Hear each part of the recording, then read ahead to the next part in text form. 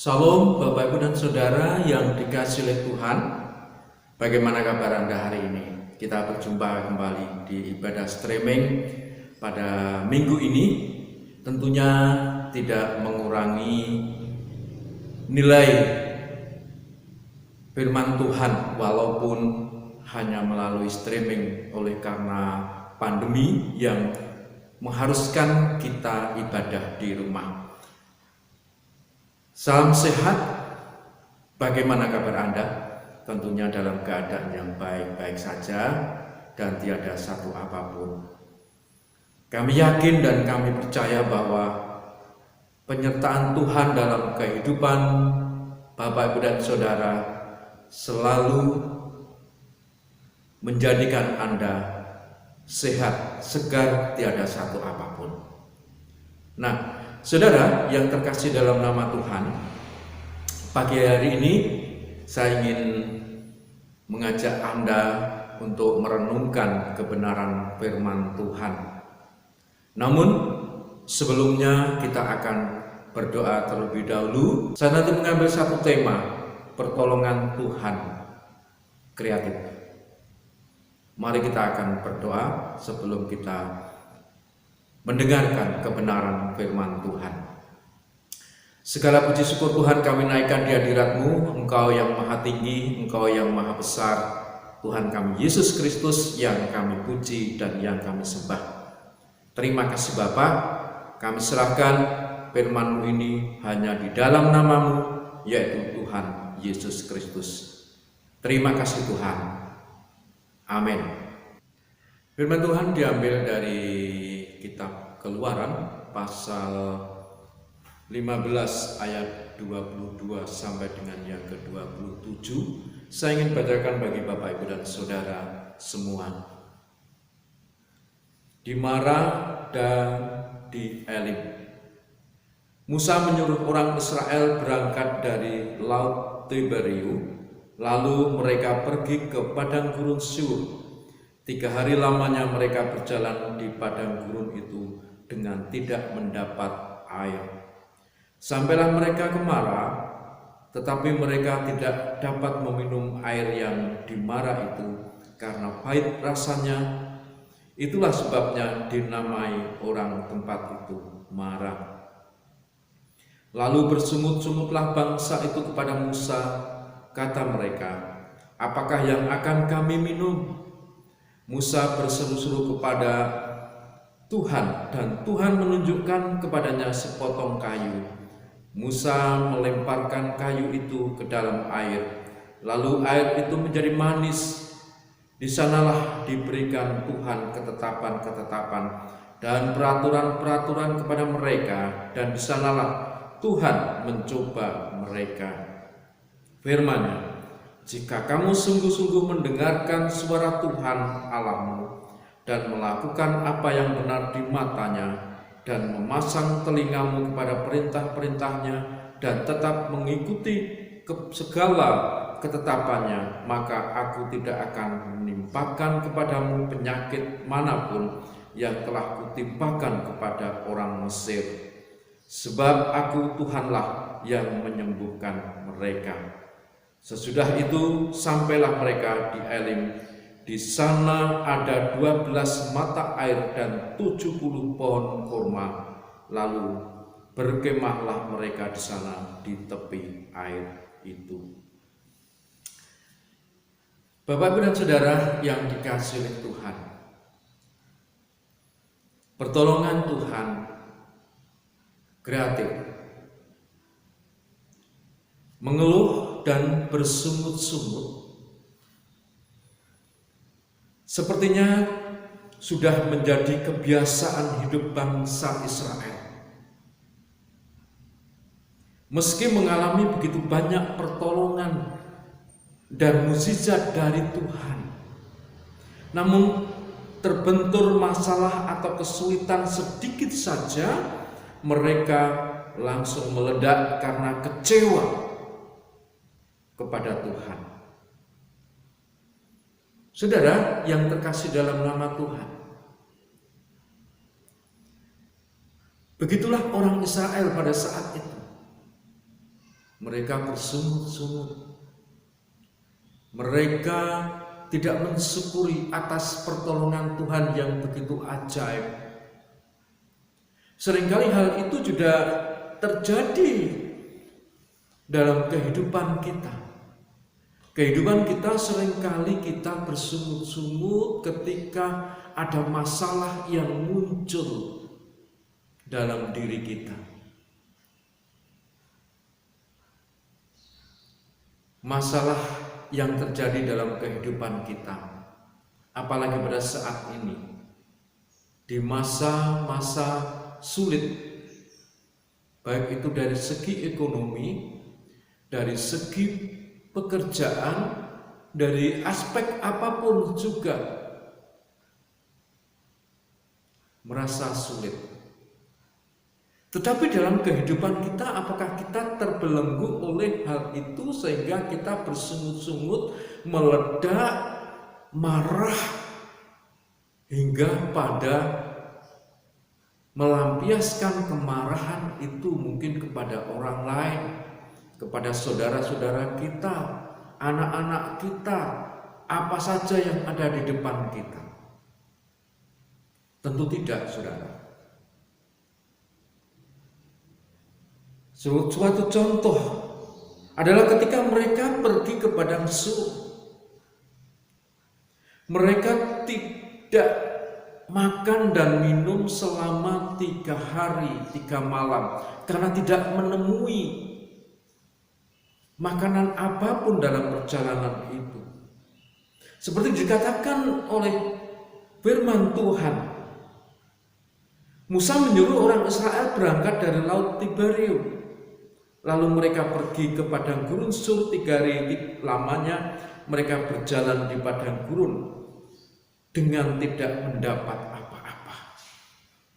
Respon yang dihadapi oleh orang Israel pada saat itu, mereka marah, mereka bersungut-sungut. Dan ketika dia sampai di Mara, mereka tidak mendapatkan apa-apa. Walaupun mereka mendapatkan air yang akan mereka minum, ternyata airnya pahit rasanya. Saudara yang dikasihi oleh Tuhan, mereka berbicara kepada Musa. Mereka mengeluh kepada Musa. Mengapa hal ini terjadi? Ketika Musa menyuruh orang Israel berangkat ke Laut Tiberiu selama 3 hari dan tidak mendapatkan apa-apa, makan minum. Tetapi setelah mereka melihat ada air, tetapi airnya rasanya pahit. Sungguh respon yang mungkin menurut akal manusia adalah sebuah kewajaran, karena merasa lapar, tidak mendapatkan apa-apa, dan pada akhirnya mereka marah, bersungut-sungut. Saudara yang dikasihi oleh Tuhan, apa yang dilakukan oleh Musa pada saat itu? Keluh kesah dan sungut-sungut yang mereka semakin menjadi-jadi. Musa berseru-seru kepada Tuhan, dan Tuhan menunjukkan hanya sepotong kayu diberikan kepada Musa. Ayat 25 dikatakan demikian. Musa berseru-seru kepada Tuhan, dan Tuhan menunjukkan kepadanya sepotong kayu. Musa melemparkan kayu itu ke dalam air, lalu air itu menjadi manis. Saudara-saudara yang dikasihi Tuhan, ketika Musa berseru kepada Tuhan, meminta kepada Tuhan, Tuhan pun hanya memberikan sepotong kayu kepada Musa. Sepotong kayu yang didapat oleh Musa Lalu Musa melemparkan kayu itu ke dalam air. Apa yang terjadi? Air itu bisa diminum. Di sanalah diberikan Tuhan ketetapan. Setelah Musa melemparkan kayu itu ke dalam air, lalu air itu menjadi manis. Airnya menjadi manis. Saudara yang dikasihi Tuhan, mungkin kita sebagai umat manusia merasa bingung. Kita tidak pernah bisa menjangkau apa yang dipikirkan oleh Tuhan dalam kehidupan kita. Sepotong kayu, menurut pikiran dan akal kita, yang saat ini mungkin tidak berguna sama sekali. Dalam kehidupan kita mungkin sepotong kayu itu hanya dipakai untuk barang mainan bagi anak-anak.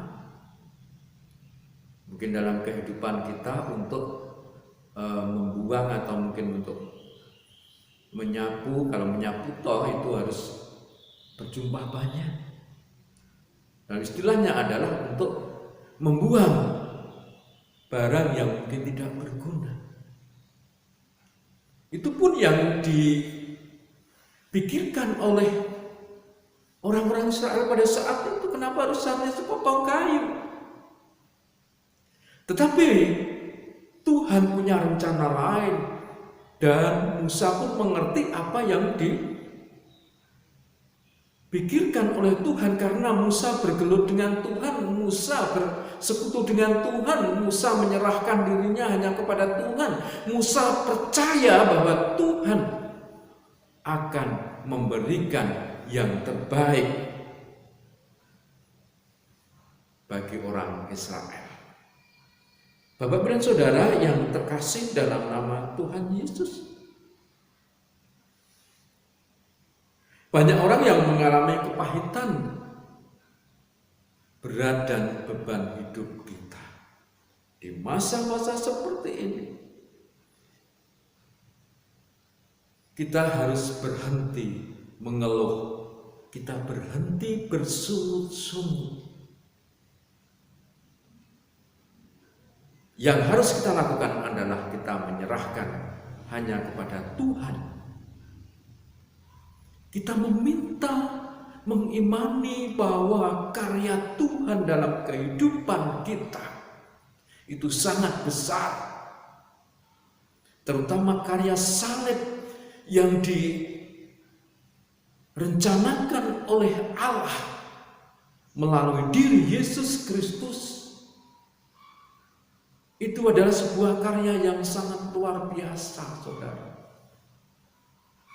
Kita harus mempercayakan penuh kehidupan kita hanya kepada Yesus. Karena Allah mengutus anaknya yaitu Yesus Kristus untuk datang ke dunia ini hanya menebus dosa kita. Saudara yang terkasih dalam nama Tuhan, Musa berseru-seru kepada Tuhan, dan Tuhan menunjukkan kepadanya sepotong kayu. Tanpa berpikir panjang, Musa sudah mengerti apa yang dimaksud Tuhan. Seharusnya demikian dalam kehidupan kita. Ketika kita mengalami hal yang sama seperti apa yang dialami oleh orang-orang Israel pada saat itu, yang 3 hari mereka dalam perjalanan tidak mendapatkan makanan apapun,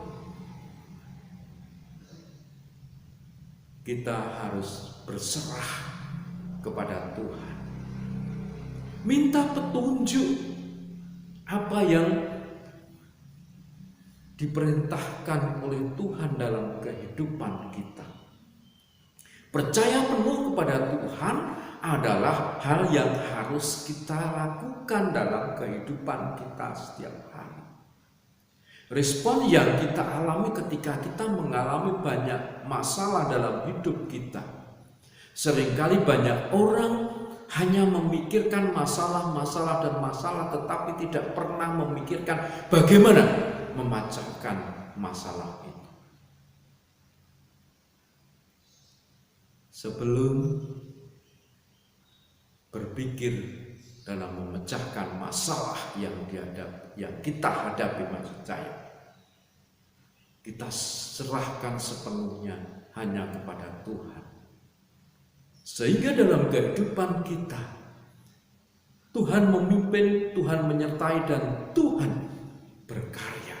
Tuhan akan menunjukkan kuasa-Nya kepada kita. Pergumulan kita kepada Tuhan harus kita nomor satukan dalam kehidupan kita. Tidak ubahnya seperti ketika Yesus mengubah air menjadi anggur ketika ada pesta. Seperti tertulis di dalam Injil Yohanes pasal yang ke-2 ayat 1 sampai dengan yang 10. Saudara, dalam cerita itu, dalam Injil Yohanes pasal yang ke-2 pasal 1 sampai dengan yang 10, di situ banyak hal ketika ada di perkawinan di Kana.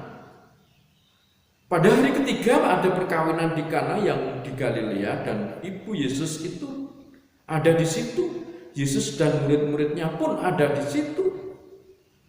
Ketika mereka kekurangan anggur, ibu Yesus berkata kepadanya, mereka kehabisan anggur. Kata Yesus kepadanya, mau apakah engkau daripadaku itu?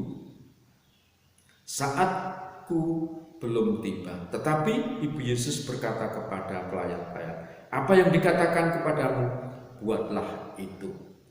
Di situ ada 6 tempayan yang disediakan untuk pembasuhan menurut adat orang Yahudi. Masing-masing isinya 2-3 buyung. Yesus berkata kepada pelayan-pelayan, isilah tempayan-tempayan itu penuh dengan air, dan mereka pun mengisinya sampai penuh. Lalu kata Yesus kepada mereka, sekarang cedoklah dan bawalah kepada pemimpin pesta. Lalu mereka pun membawanya. Setelah pemimpin pesta itu mengecap air yang telah menjadi anggur itu, dan tidak tahu dari mana datangnya. Tetapi pelayan-pelayan yang mencedok air itu mengetahuinya. Ia memanggil mempelai laki-laki dan berkata kepadanya, setiap orang menghidangkan anggur yang baik dahulu, dan sesudah orang puas minum, barulah yang kurang baik. Akan tetapi engkau menyimpan anggur yang baik sampai sekarang. Hal itu dibuat Yesus di Kana yang di Galilea sebagai yang pertama dari tanda-tandanya, dan dengan itu ia telah menyatakan kemuliaannya, dan murid-muridnya percaya kepadanya. Saudara yang terkasih dalam nama Tuhan, mukjizat Tuhan terjadi di setiap kehidupan kita, asalkan kita mempercayakan penuh kehidupan kita kepada Tuhan. Tuhan mampu membuat mukjizat, Tuhan mampu mengubah segala sesuatu yang kita tidak mampu untuk melakukan. Saudara harus mempercayakan sepenuhnya segala permasalahan yang terjadi dalam kehidupan kita hanya kepada Tuhan. Yesus Kristus yang kita sembah dan yang kita puji, kita meminta kepadanya, Tuhan akan memberikan jalan keluarnya. Bagaimanapun beratnya masalah kita, datanglah kepada salib Kristus. Kuasanya sanggup mengubah dan memberikan jalan keluar yang terbaik. Saudara mengimani hal itu, mukjizat Tuhan terjadi. Pertolongan Tuhan yang sangat kreatif dalam kebenaran firman Tuhan akan terjadi dalam kehidupan saudara. Katakan amin, saudara. Tuhan memberkati. Segala puji syukur Tuhan kami naikkan di hadirat-Mu, Engkau yang maha tinggi. Mukjizat-Mu terjadilah Tuhan dalam kehidupan kami, dalam kehidupan anak-anak-Mu, ketika menghadapi beban yang berat, masalah yang berat ini. Ajarilah kami semua untuk taat kepadamu, setia kepada Tuhan, seperti halnya Musa yang selalu mempercayakan sepenuhnya hanya kepada Tuhan. Tuhan menunjukkan jalan keluar melalui Musa. Ajarilah kami Tuhan untuk setia, untuk memuji, memuliakan nama Tuhan. Walaupun kami tidak di tempat ibadah, namun kami bisa lakukan di rumah, dimanapun Tuhan. Kami selalu memuji dan memuliakan nama Tuhan, yaitu Tuhan kami Yesus Kristus sebagai Tuhan dan Juru Selamat kami yang hidup. Terima kasih Bapa. Berkat-Mu melimpah kepada anak-anak-Mu, dan biarlah karya Tuhan terjadi dalam kehidupan mereka. Terima kasih Bapa. Hanya di dalam nama Tuhan Yesus kami berdoa. Amin. Bapak, Ibu, dan Saudara yang dikasihi Tuhan, tetap semangat dan selalu jaga kondisi Anda. Hatiku tenang, Selalu patuhi aturan pemerintah PPKM darurat saat ini diberlakukan, dan juga disiplin pada hatiku tenang, berada selalu mencuci tangan Kau dengan air yang bersih pelihara dan sabun. hidupku. Jikalau jauh, pakailah hand sanitizer. Selalu bawalah hand sanitizer. Begitu Dan juga ajaib, selalu Kau telah memakai memikat masker. hatiku. Di saat aku tak Saudara juga harus lagi, di situ tanganmu bekerja. menjauhi kerumunan dan Pertolonganmu begitu ajaib, Kau telah memikat hatiku. saya yakin Kini mataku tertuju padamu, Tuhan ku rasakan kasih-Mu sampai Tuhan. berjumpa kembali. Tuhan Yesus memberkati Anda. Salam. Hatiku Salam sehat. tenang, berada dekat-Mu, Kaulah jauh.